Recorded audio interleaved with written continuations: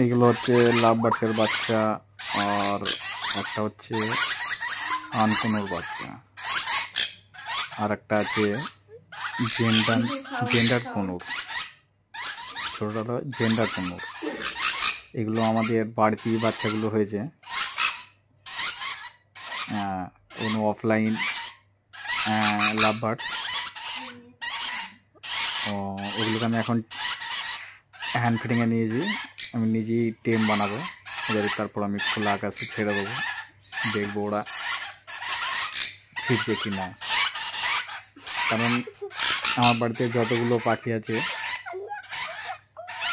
সবই আমার হ্যান্ড টেম করতে গেলে এদের পেছনে একটু মেহনত করতে হয়, কষ্ট করতে হয়। ওদের খাবার দাবার সব নিজেকে বানিয়ে দিতে হয়, টাইম দিতে হবে। এই যে কানকুনুরটা প্রায় 2 মাস বয়স, কিন্তু এখনো খেতে শেখেনি,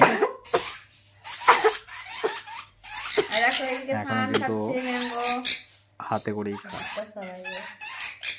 ওকে এখনো হাতে করেই খাওয়াতে হয়। আর এই জেন্ডার কুনুরটাও, জেন্ডার কুনুরের 2টো বাচ্চা ছিল, এখন একটা রয়েছে।